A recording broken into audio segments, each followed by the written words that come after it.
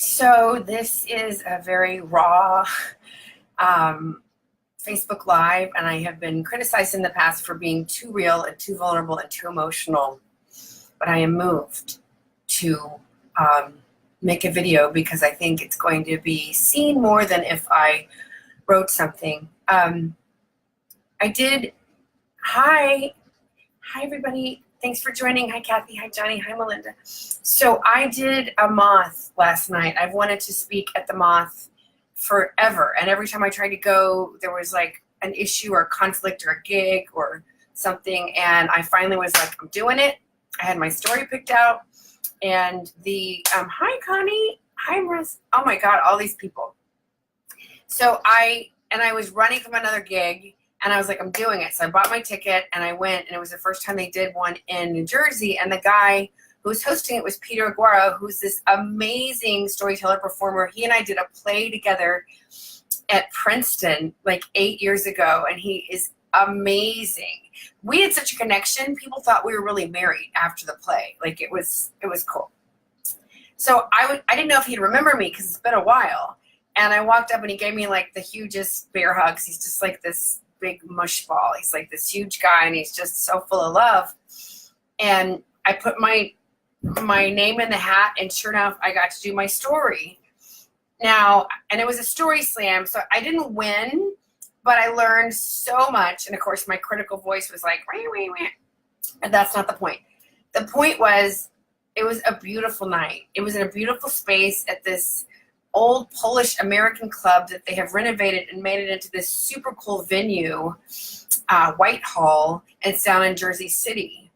And it was super cool, super clean, just a really interesting space. But what I want to share about is Peter. Peter was an amazing host. He was hilarious, and he did a lot of riffing and improving, and you know, he would fill time in between each of the storytellers, and then you know the judges were having to rate people, and but he said a couple of things that just I want to share. And the reason I'm sharing this is I just popped on my Yahoo and I just saw a headline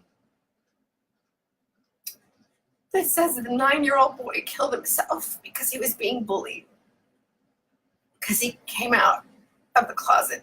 He was 9. And that is so not okay with me.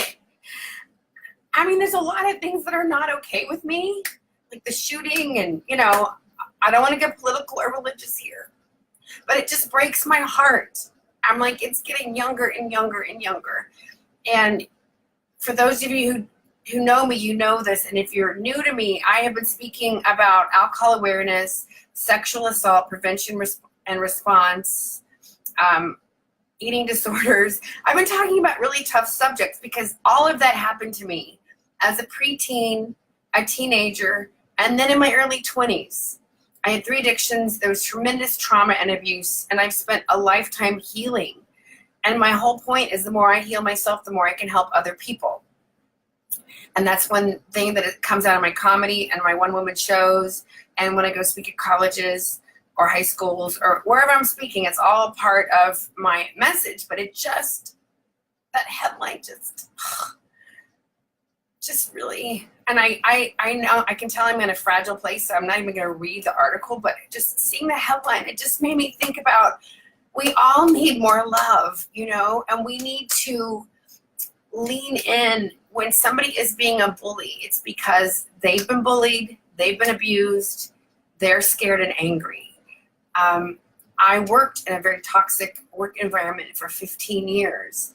And unfortunately, sometimes the only way to deal with a bully is to be a bully back. But I don't believe that with social media. I think we can kill people with kindness. And that's what Peter did last night. He was so full of love. And these were some challenging topics. We were talking about reunion. It had to be like a reunion.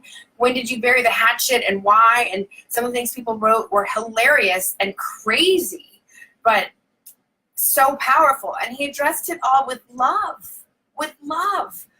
And he even said this, he was instructing, because, you know, it's the moth, right? And so people come from all around. He said, we've had people try to pitch business ideas, try to ask people on dates. He was like, this is a story. It's about yourself. This is not a political agenda.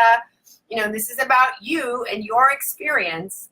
And then he said, if you are making fun or being mean or sarcastic about anything other than you, your life, your religion, your experience, take it out of your story. Take it out. Leave it out. No racism. The only person you can be making fun of is you. And that's what I try to do with my comedy. And I just feel like we can all do that together collectively.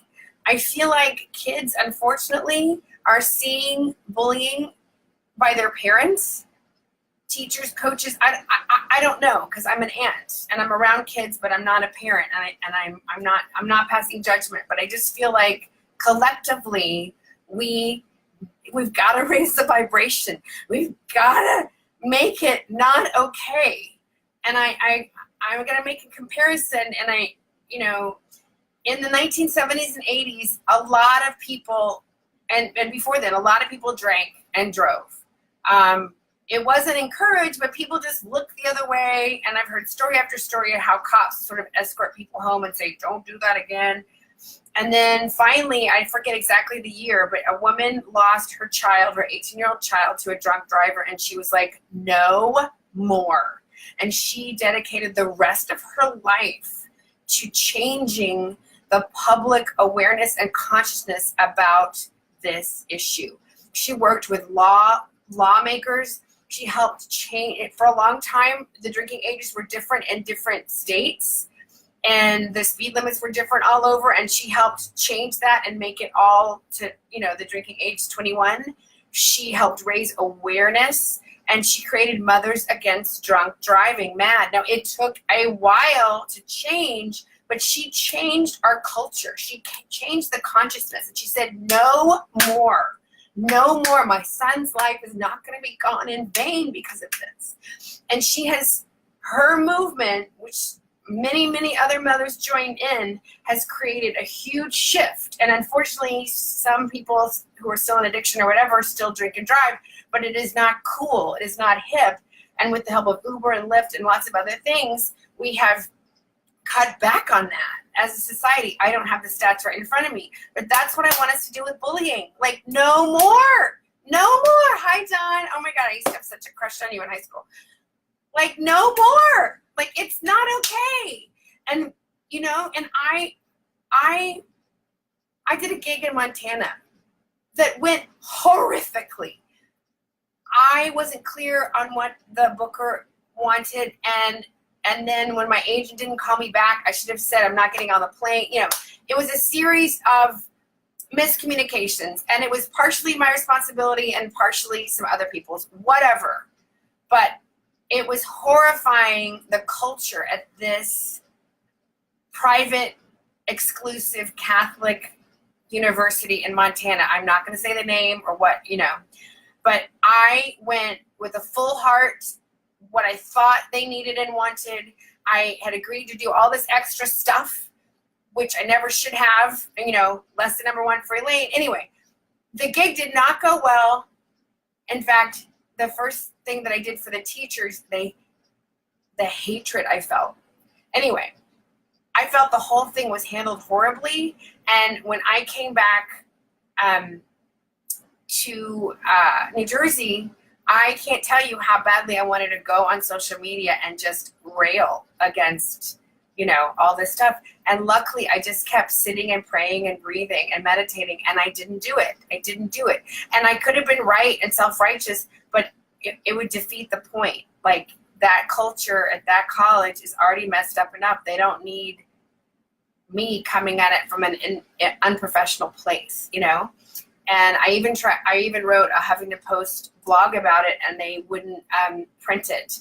So I think it was God protecting me from making a jerk out of myself. But, I get it. Like, sometimes we say things and we're all emotional and we're in that reaction. Like, I'm in a reaction right now, but I also feel like I'm being moved by something higher to come through me. And the headline, seeing that kid, it just breaks my heart. And I just feel like this is a collective consciousness issue. And it's not just parents. It's not just other kids. It's not just schools. It is all of us. Just like sexual assault happens everywhere. And addiction happens everywhere. Like this is all of us to pick up, if you will, And so I don't have the solution. Maybe it's a day at a time, an hour at a time. But I just know I commit. I don't think I've ever consciously done bullying on social media. I pray to be a voice of love and reason and spirit. And when I'm not, I've always tried to clean it up. Sometimes, my sister's like, stop apologizing. But I was so, upset by a 9-year-old taking his life. And I just feel like it's not okay. It's not okay. And so I don't know all of the solutions, but I just know I want to keep coming from love. And I saw that power of example last night by Peter Aguero at the Moth. He was so funny in the most loving, kind way. And he brutally made fun of himself and his family, but nobody else. And maybe a little bit of Jersey. But that's the kind of comedy I always aspire to do. There's enough meanness in the world. And so please forgive me. I'm sure I'm going to get some feedback. You're too emotional. You have no makeup on. But it just hit me, and I can't even imagine what the parents are going through. It seems like I'm 50 and, people are dying because that's what happens. And it just feels like life is so short. We don't know when we're going to go. Oh my God. Like, can't we lift each other up instead of knock each other down, however imperfectly? That's how I feel. I'm living my life, but, so anyway, I was so moved. I was moved by Peter and the Moth last night, and all of the stories were so great and poignant and funny and all different ranges of people. If you haven't been to a Moth event, I strongly encourage you to go because it was uplifting. The energy was positive and fun. Most of the stories were really great. A few of them were sort of out there, but this one Indian guy was hilarious. He was like, I'm 70 and I've finally given up trying to understand myself and why I do what I do. I figure if I haven't figured it out by now, oh well. I love it. He was making fun of himself. So anyway, I don't have a solution, but I was just inspired if we could all send our thoughts and prayers to that poor family and to whoever bullied him. Because I always feel like a bully is deep down, they are crying for love too. Not that I condone behavior, but, and that I feel like the more work that I do, the more of my healing work on my journey, the more capacity I can have to help be a stand for love in the face of hatred, in the face of smallness. I think we're all capable of so much. I think most humans have an amazing capacity for love and higher selves. And there's just a few who, are sick and whatever. But anyway, I'm just, go hug somebody. Go be kind to somebody. Go open a door for a stranger. Go, if somebody says something you don't like, just breathe and give them love back, because that's what we all need.